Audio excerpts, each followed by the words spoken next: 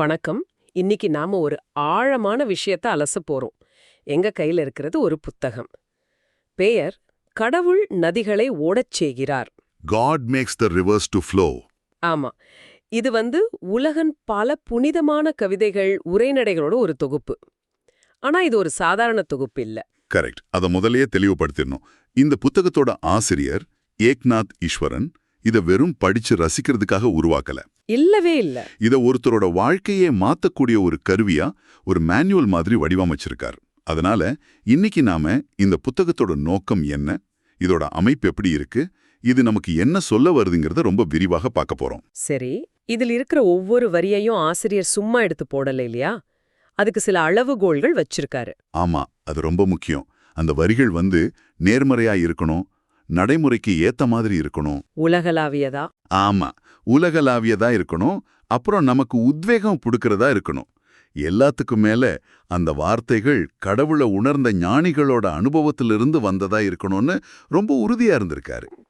அந்த உலகளாவிய தன்மை தான் இந்த புத்தகத்தோட மிகப்பெரிய பலம்னு நான் நினைக்கிறேன். நிச்சயமா, இது எந்த ஒரு மதத்தையும் சார்ந்ததில்ல. இந்து மதம், கிறிஸ்தவம், இஸ்லாம், பௌத்தம், யூதம்னு உலகின் பல ஞான மரபுகள்ல ஞானிகளோட வரிகளை ஆசிரியர் ஒன்னா கொண்டு வந்திருக்காரு. எல்லா பாதைகளும் ஒண்ணுதான்னு காட்டுறதுக்கு. அதேதான், வெவ்வேறு பாதைகள் மாதிரி தெரிஞ்சாலும் எல்லாம் ஒரே இடத்துக்கு தான் போகுதுன்னு காட்டுறது தான் இதோட நோக்கம். சரி, இந்த புத்தகத்தோட மையக்கருவை விளக்க அதோட முன்னுரையில ஒரு அற்புதமான கதை இருக்கு. ஒரு சிற்பிய பத்தின கதை. அந்த காலத்துல ஒரு சிற்பி இருந்தாராம். ஒரு பெரிய பாறையிலிருந்து அப்படியே தத்ரூபமா யானைகளை செதுக்கிறதுல ரொம்ப புகழ் பெற்றவர்.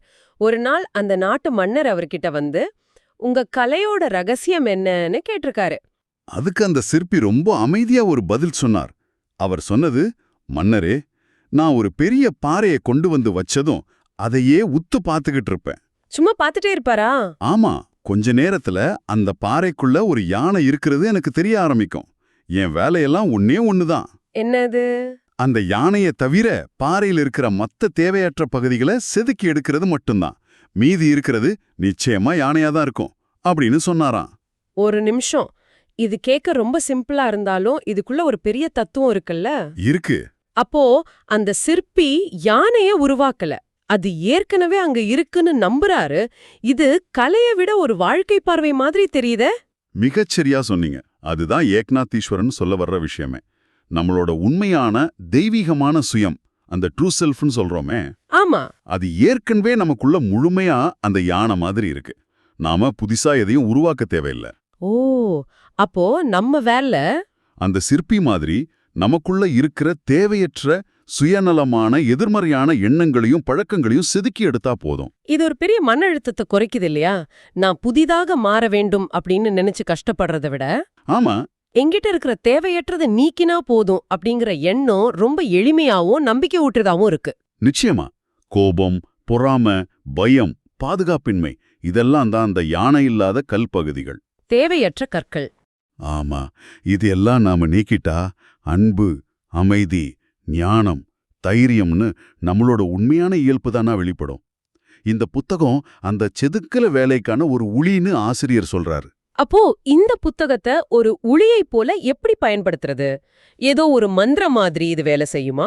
இதுக்காக ஆசிரியர் பகுதி தியானம், அதாவது பாசேஜ் மெடிடேஷன் அப்படிங்கிற ஒரு முறையை விளக்குறாரு. இத கொஞ்சம் தெளிவா சொல்ல முடியுமா? இது எப்படி வேலை செய்யுது? கண்டிப்பா, இது ரொம்ப நடைமுறைக்கு உகந்த ஒரு பயிற்சி. இதுல இந்த புத்தகத்துல இருக்கிற ஊக்கமளிக்கிற ஒரு பகுதி தான் நம்மளோட உளி. ஓ, நம்மளோட ஒருமுகப்படுத்தப்பட்ட கவனம் ஒரு சுத்தியல் மாதிரி.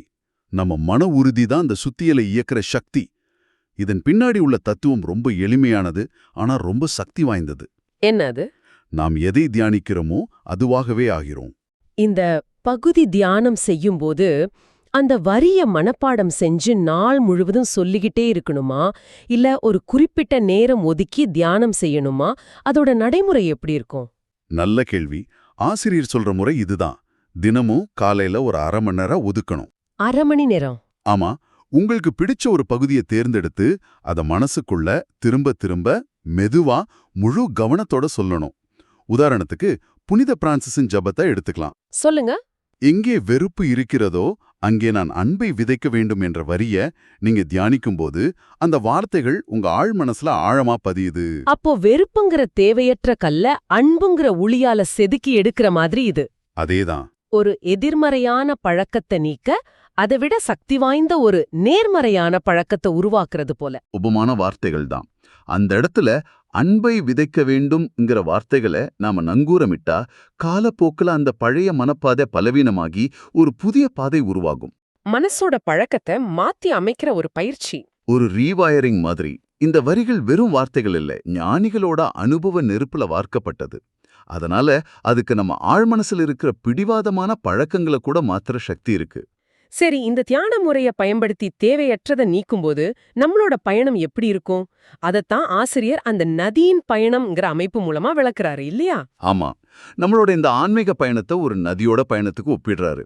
ரொம்ப அழகான உவமை அது. புத்தகம் 3 பகுதிகளா பிரிக்கப்பட்டிருக்கு. என்னென்ன? முதல் பகுதி மூலத்தில், அதாவது அட் த சோர்ஸ். இரண்டாவது ஆழமான நீரோட்டங்கள், டீப் கரண்ட்ஸ். மூன்றாவது கடலில் கலப்பது, ஜாயினிங் தி சீ. இது நம்ம வாழ்க்கையோட மூலத்தை பத்தி பேசுதா? கரெக்ட். இந்த பகுதி நம்ம எல்லாருக்குள்ளேயும் இந்த பிரபஞ்சம் முழுசு இருக்கிற அந்த ஆதாரமான தெய்வீகத்தை பத்தி பேசுது.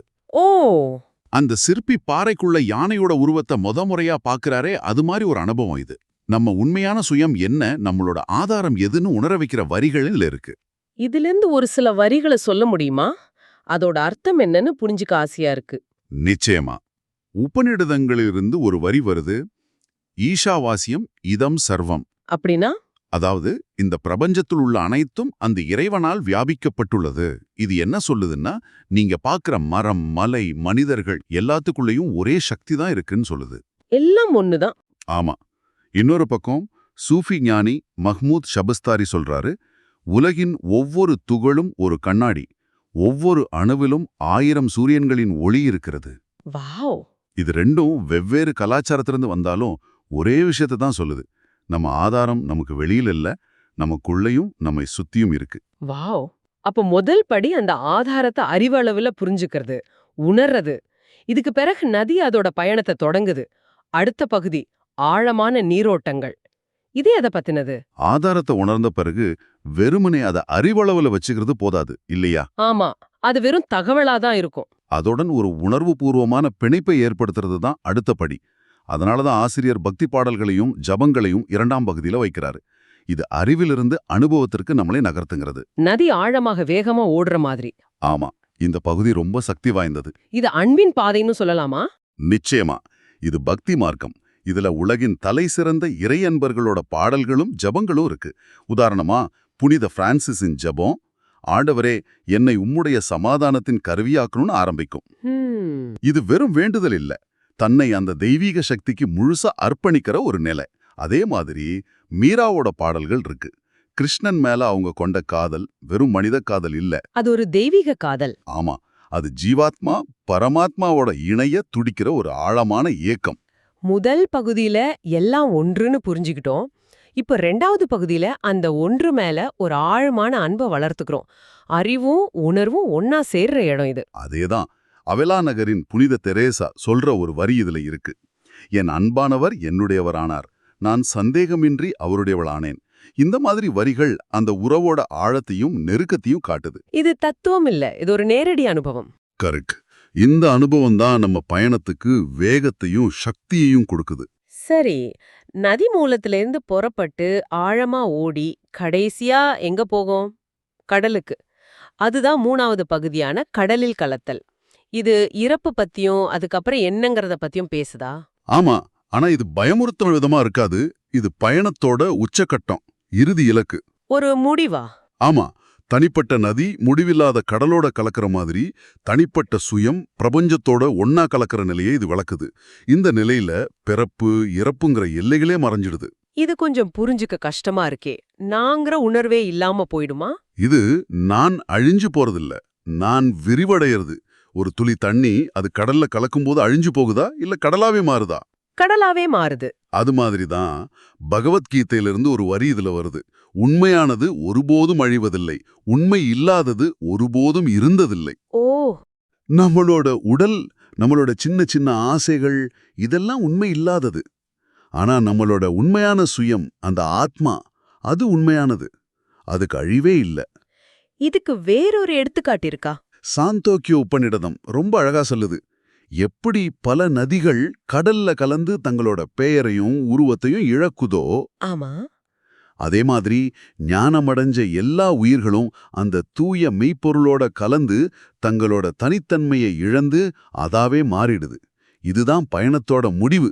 விடுதலை, மோக்ஷம், நிர்வாணம், எப்படி வேணாலும் சொல்லலாம். அப்போ இந்த ஆழமான அலசல்ல இருந்து நீங்க தெரிஞ்சுக்க வேண்டிய முக்கிய கருத்துக்களை தொகுத்து பார்க்கலாமா? முதல்ல, இந்த புத்தகம் வெறும் படிக்கிறதுக்கு மட்டும் இல்ல, கண்டிப்பா இல்ல.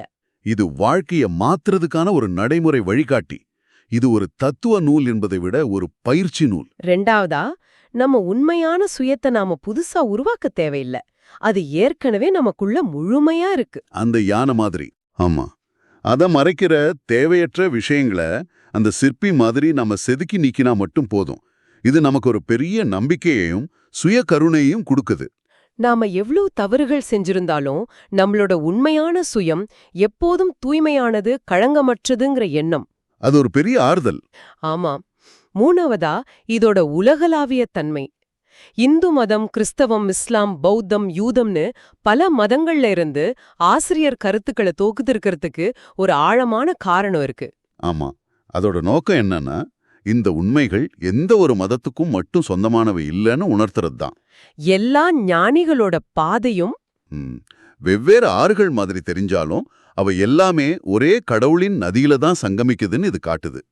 ஒரு சூஃபி ஞானியோட வார்த்தைகளும், ஒரு உபநிடத ரிஷியோட வார்த்தைகளும், ஒரு கிறிஸ்தவ புனிதரோட வார்த்தைகளும் ஒரே சத்தியத்தை தான் பேசுது.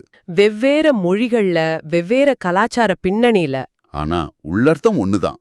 அப்போ இந்த புத்தகம் வெறும் ஒரு தொகுப்பில்ல, அது வெவ்வேறு ஞான மரபுகளுக்கு நடுவுல ஒரு பாலமா இருக்கு.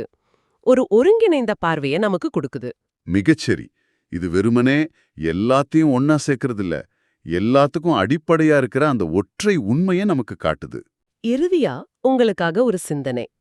ஆசிரியர் சொல்ற மாதிரி இந்த புத்தகத்துல இருக்கிற வார்த்தைகள் வெறும் வார்த்தைகள் இல்ல, அவை மாற்றத்தை உருவாக்கக்கூடிய சக்தி வாய்ந்த கருவிகள்.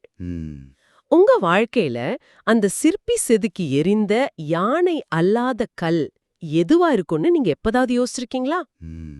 எந்த பழக்கத்தை, எந்த எண்ணத்தை, எந்த பயத்தை நீங்க செதுக்கி எடுத்தா உங்களுக்குள் இருக்கிற அந்த அற்புதமான ஒளிமயமான சுயம், அந்த யானை முழுமையா வெளிப்படும்? இது ஒரு நாள்ல நடக்கிற விஷயம் இல்ல. இது ஒரு வாழ்நாள் பயணம். ஆமா. இந்த புத்தகம் அந்த பயணத்துக்கான ஒரு திசை காட்டி, ஒரு துணைவன். நீக்க வேண்டிய கல் எதுன்னு நீங்க முடிவு செஞ்சா போதும். அதை செதுக்கிறதுக்கான உளி உங்க கையிலேயே இருக்கு.